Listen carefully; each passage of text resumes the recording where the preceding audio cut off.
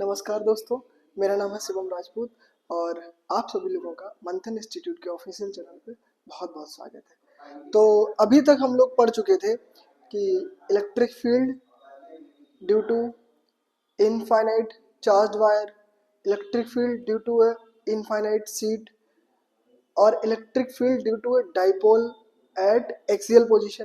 अब हम लोग देखेंगे electric field due to a dipole on equatorial position. ठीक है, तो पहले समझते हैं कि इक्वेटोरियल पोजीशन कहाँ पे होगी डाइपोल के, वहां पे हम लोग इलेक्ट्रिक फील्ड देखेंगे। ठीक है, तो अब हम लोग पढ़ने जा रहे हैं इलेक्ट्रिक फील्ड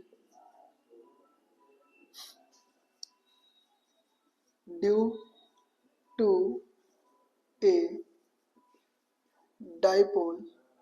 ठीक है, और कहाँ पे हम लोग देखेंगे, हम लोग देखेंगे at equatorial position, equatorial position.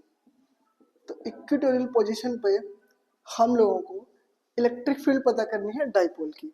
ठीक है, तो सबसे पहले तो डाइपोल ही बना लेते हैं हम लोग। ये रहा हमारा डाइपोल। डाइपोल में क्या होता है कि दो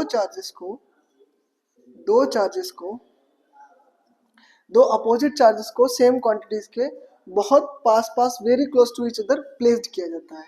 तो यहाँ पे ये दो चार्ज है, ये very close to each other placed है और इन दोनों की डिस्टेंस को 2l लिया जाता है। ठीक है, और इसके सेंटर को O बोला जाता है। तो ये जो डिस्टेंस है 2l, अब यहाँ से हम लोग एक्सियल पोजीशन पे जब हमने देखा था तो या तो इस लाइन पे किसी भी पॉइंट पे हम लोग इलेक्ट्रिक फील्ड पता करते थे। अब हम इक्वेटोरियल पोजीशन पे देख रहे हैं तो हम लोग इसके परपेंडिकुलर प्लेन में, इस प्लेन के परपेंडिकुलर प्लेन में कहीं पे भी हम लोग इसकी इलेक्ट्रिक फील्ड पता करेंगे। तो हम लोगों ने मान लिया कि एक पॉइंट है यहाँ पे P, यहाँ पे हम लोग को इलेक्ट्रिक फील्ड पता करनी है। ठीक है, और हमको पता है, पता क्या है, ऐसा मान लेते हैं कि यहाँ से O से ये डिस्टेंस कितनी है, ये R डिस्टेंस। इस R डिस्टेंस में हम लोग को इक्वेटोरियल पोजीशन में इलेक्ट्रिक फील्ड पता करनी है। ये पॉइंट ऊपर भी हो सकता है, नीचे भी हो सकता है। ज्यादातर बुक्स में ऊपर बना होता है, मैंने नीचे बना दिया, उससे कोई प्रॉब्लम नहीं होनी चाहिए। ठीक है, तो हम लोग को पता है अगर इस पॉइंट पे हम लोग इलेक्ट्रिक फील्ड चेक करेंगे, देखेंगे तो electric field lines positive charge की वजह से कैसी होगी, इलेक्ट्रिक फील्ड इसकी P पॉइंट पे अवे फ्रॉम द चार्ज। कैसी इलेक्ट्रिक फील्ड आएगी इसकी, अवे फ्रॉम द चार्ज। और नेगेटिव चार्ज की वजह से कैसे आएगी, टूवर्ड्स द चार्ज। तो इलेक्ट्रिक फील्ड कैसी होगी, इसकी इस साइड होगी इलेक्ट्रिक फील्ड EB और इसकी इस साइड होगी इलेक्ट्रिक फील्ड EA। ओके, अब हमने क्या किया, इस पॉइंट को इससे मिलाया और इस पॉइंट को इससे मिलाया। अच्छा, मिलाने की जरूरत क्या पड़ गई, मिलाने की जरूरत ये पड़ गई क्योंकि जब इलेक्ट्रिक फील्ड हम लोग लिखने जाएंगे ना तो डिस्टेंस लिखना पड़ेगा, P और A के बीच का और P और B के बीच का डिस्टेंस लिखना पड़ेगा। तो वो डिस्टेंस निकालना पड़ेगा हमको। तो चलिए समझ लेते हैं। तो ये जो डिस्टेंस है इन दोनों के बीच का, उसको कहते हैं 2l डिस्टेंस। और इसको अगर बीच में पॉइंट है, ये मिड पॉइंट है O, तो ये डिस्टेंस कितना हो जाएगा, L और L।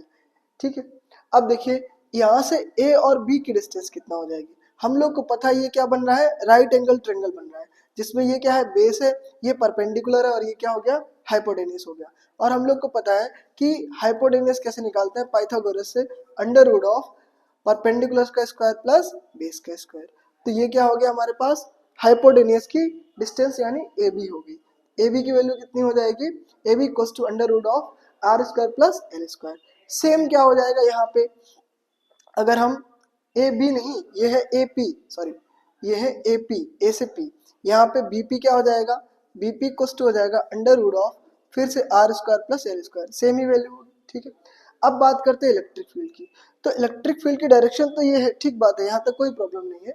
लेकिन अब इलेक्ट्रिक फील्ड जो है किसी एंगल पे है। ठीक है, पहले तो देख लेते हैं कितने एंगल पे है। अगर ये एंगल थीटा है तो ये भी एंगल कितना होगा, थीटा ही होगा। ठीक है, और सेम ये भी एंगल कितना है, थीटा है, तो ये वाला जो एंगल होगा वो भी क्या होगा, थीटा होगा। ठीक, कैसे होगा थीटा, जरा समझ लेते हैं। तो क्या होता है, जैसे आपने ये लाइन ली, अब ये लाइन जो है ये एक लाइन है और जो दो पैरेलल लाइंस को काट रही है। और हम लोग को पता है दो पैरेलल लाइन से जो कटने पे जो एंगल बनता है वो कॉन्ग्रुएंट एंगल होते हैं, and these both angle are same. Same यहाँ पे बात करते हैं, तो ये तो सेम ही एंगल ही हो गया। ये देखिए ये लाइन कट रही है, ये दो पैरेलल लाइन से इनको काट रहा है, ये दोनों कैसे एंगल हो गए, कॉन्ग्रुएंट एंगल हो गए। ये तो सेम ही एंगल हो गया, ये एक लाइन है, इस तरीके से ये बन रहा है, यहाँ भी देखिए इस तरीके से बन रहा है। तो ये तो थीटा ऐसे ही हो गया। ये क्या हो गया, ये पैरेलल लाइन है, ये लाइन इसको काट रही है, तो ये दोनों कॉन्ग्रुएंट एंगल, दोनों सेम हो जाएंगे। ठीक है, चलिए अब इसके कंपोनेंट कर लेते हैं। तो कंपोनेंट करते हैं, तो ये ई ए है, इसका एक कंपोनेंट होगा हॉरिजॉन्टल कंपोनेंट, जो क्या होगा ई ए कॉस थीटा। हम लोग को पता ही है कि हॉरिजॉन्टल कंपोनेंट को कॉस थीटा से कंसीडर करते हैं, और नहीं करते तो हम लोग इसको निकाल भी सकते हैं। कैसे निकालते हैं कंपोनेंट को, हम लोग इस पे एक परपेंडिकुलर डालते हैं और कॉस थीटा लगाते हैं। कॉस थीटा क्या होता है, कॉस थीटा क्या होता है, बेस अपॉन हाइपोटेनियस। हाइपोटेनियस ही तो ई ए है, और बेस तो हमको पता ही करना है, वो कंपोनेंट है जो हमको पता करना है। तो क्या हो जाएगा, ये कंपोनेंट इक्वल्स टू क्या हो जाएगा, ई ए कॉस थीटा। इस तरीके से इसका कंपोनेंट क्या हो जाएगा, प्लस का ई बी कॉस थीटा। जिस तरफ थीटा होता है उस तरफ कंपोनेंट क्या होता है, E A cos theta and E B cos theta. ठीक है, कंपोनेंट के लिए अब ये जो छोटी छोटी चीजें जैसे वेक्टर हो गया, कंपोनेंट हो गया, वेक्टर कंपोनेंट हो गया, ये सब चीजें हम लोग एक मैं सेपरेट वीडियो बना दूंगा, उसमें हम लोग ये सब चीजें समझ सकते हैं। ठीक है, इसमें करेंगे तो वीडियो लंबा हो जाएगा। तो चलिए समझते हैं। ये तो हो गया हमारा कंपोनेंट, ये हॉरिजॉन्टल कंपोनेंट हो गया, और दोनों सेम डायरेक्शन में इसलिए that's why this add up. And जो इसका वर्टिकल कंपोनेंट होगा, ये इस कंपोनेंट को हम लोग कहेंगे E A sine theta and E B sine theta. अब चूंकि हम लोग को पता है कि जो चार्ज है वो क्वांटिटी में सेम है, that's why it produces electric field in same quantity. तो इलेक्ट्रिक फील्ड की क्वांटिटी कैसी रहेगी, सेम ही रहेगी, बट इसकी डायरेक्शन अपोजिट है, that's why these components are cancel each other. ये दोनों क्या कर देंगे, एक दूसरे को कैंसिल कर देंगे, क्योंकि कंपोनेंट की वैल्यू सेम रहेगी, दोनों में साइन थीटा आ रहा है, तो इलेक्ट्रिक फील्ड तो सेम है ही, और अपोजिट डायरेक्शन की वजह से ये दोनों कैसे कर देंगे, एक दूसरे को कैंसिल कर देंगे। But E A cos theta and E B cos theta ये दोनों ऐड हो जाएंगे, ये दोनों सेम डायरेक्शन में है। ओके, तो अगर हम लोग ई ए और ई बी की वैल्यू निकाल लें और कॉस थीटा की वैल्यू निकाल लें, तो हमारे पास नेट इलेक्ट्रिक फील्ड आ जाएगी। चलिए नेट इलेक्ट्रिक फील्ड को कैलकुलेट करते हैं। तो हम लोग को पता है कि नेट इलेक्ट्रिक फील्ड निकालने के लिए हमको क्या करना पड़ेगा, ई ए प्लस ई बी और कॉस थीटा कॉमन ले लीजिए, कोई दिक्कत नहीं है, दोनों में से कॉस थीटा कॉमन आ जाएगा, कॉस थीटा कॉमन आ जाएगा। ठीक, अब इसको हमको सॉल्व करना है। तो सबसे पहले हमको निकालना पड़ेगा E A electric field due to A. तो इलेक्ट्रिक फील्ड ए की वजह से कितनी बन रही है, जरा इसको कैलकुलेट करते हैं। हम लोग को पता है इलेक्ट्रिक फील्ड का फॉर्मूला क्या होता है, इलेक्ट्रिक फील्ड का फॉर्मूला होता है 1/4πε0 क्यू अपॉन आर स्क्वायर। तो क्यू कितना है, क्यू ही है charge, plus Q upon R square. तो आर की बात करें तो ये डिस्टेंस होता है, तो ये डिस्टेंस कितना है, एल स्क्वायर इसका under root R square plus L square, और इसका तो ये हो जाएगी आपकी इलेक्ट्रिक फील्ड, और इसके साथ क्या आ रहा है, कॉस थीटा। ठीक है, ये आ रहा है कॉस थीटा। अब देखिए ये ई ए और ई बी दोनों की वैल्यू तो सेम ही रहेगी, बस क्या है इनकी डायरेक्शन अपोजिट है। बट कॉस थीटा क्या है, वो एक कंपोनेंट है, तो कंपोनेंट में तो डायरेक्शन का कोई खत्म ही होगा सिस्टम, क्योंकि जो डायरेक्शन कंपोनेंट क्या करता है, डायरेक्शन को ही कंपोनेंट क्या करता है, जो वैल्यू को डायरेक्शन में तोड़ देता है। तो ये तो अपोजिट डायरेक्शन थी, ये खत्म हो गया, ये सेम डायरेक्शन में ऐड हो जाएगा। तो अब डायरेक्शन से हमें कोई लेना देना नहीं, डायरेक्शन कौन बता रहा है, कॉस थीटा बताएगा। अब वैल्यू से लेना देना है, तो वैल्यू तो हम लोग को पता चल गई। अब यही सेम वैल्यू ये भी प्रोड्यूस करेगा, ई बी। ठीक है, तो ई ए और ई बी की वैल्यू सेम रहेगी, तो हम क्या कर देते हैं, इसी में हम लोग 2 का मल्टीप्लाई कर देते हैं, 2 टाइम्स हो जाएगा ना ये, तो 2 का मल्टीप्लाई कर दिया। ठीक है, अब हम लोग को कॉस थीटा और पता चल जाए तो हमारा आंसर आ जाएगा। तो कॉस थीटा इक्वल्स टू क्या होता है, कॉस थीटा इक्वल्स टू होता है बेस अपॉन हाइपोटेनियस। तो हम लोग को पता है ये एंगल है, एंगल के सामने वाली साइड क्या होती है, परपेंडिकुलर। तो बचा क्या, ये बेस हो गया, ये हाइपोटेनियस हो गया। तो बेस क्या हो जाएगा, एल, हाइपोटेनियस क्या हो जाएगा, यही तो हो जाएगा under root of R square plus L square. ये क्या आ गया हमारा, कॉस थीटा आ गया। अब हम लोग कॉस थीटा की यहाँ वैल्यू लगा देंगे, तो हमारे पास नेट इलेक्ट्रिक फील्ड क्या आ जाएगी, ये नहीं है, ये नेट इलेक्ट्रिक फील्ड है। तो हमारे पास नेट इलेक्ट्रिक फील्ड आ जाएगी, इसको मैंने लिखा 1/4πε0 2 क्यू अपॉन अंडर रूट के अंदर R square plus L square. अब कॉस थीटा की वैल्यू लगाते हैं, एल अपॉन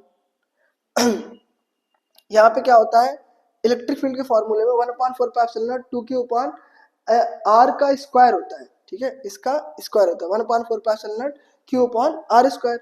तो यहाँ से स्क्वायर और अंडर रूट क्या हो जाएगा, कैंसिल हो जाएगा। ठीक है, तो स्क्वायर अंडर रूट कैंसिल कर देते हैं, यहाँ पे क्या बचेगा, ये बचेगा under root R square plus L square. अब इन दोनों को आपस में मल्टीप्लाई कर लेते हैं, तो नेट ई नेट क्या आ जाएगा हमारे पास, 1/4πε0 क्यू इंटू 2l क्या होता है, 2 को इसके साथ भी तो लिख सकते हैं। अगर मैंने 2 को हटा के यहाँ लिख दिया तो ये क्या हो जाएगा, क्यू इंटू 2l। और हम लोग को पता है डाइपोल मोमेंट को क्या बोलते हैं, क्यू इंटू 2l। तो ये क्या हो जाएगा हमारे पास, P बन जाएगा। डिवाइडेड बाई, ये क्या हो जाएगा R square plus L square, इसकी पावर 1 है, इसकी पावर 1/2 है, और हमको पता है 1 + 1/2 क्या होता है 3/2, तो क्या हो जाएगा R square plus L square की पावर 3/2। ओके, अब देखिए, अब हम लोग पिछले वीडियो में हम लोगों ने देखा था कि जो आर है that is very very greater than to L, क्योंकि डाइपोल क्या होता है very close to each other, very close to each other का मतलब ये बॉन्ड लेंथ के बराबर हो जाती है, और हम लोग को पता है बॉन्ड लेंथ का मतलब आप समझ रहे हैं, दो एटम्स के बीच में जो बॉन्ड होता है, एटम कितना छोटा होता है, तो वो इसके बराबर होता है, ये जो 2l इतना छोटा होता है, और r जो होता है वो बहुत ज्यादा बड़ा जाता है, that's why r is very very very greater than to l।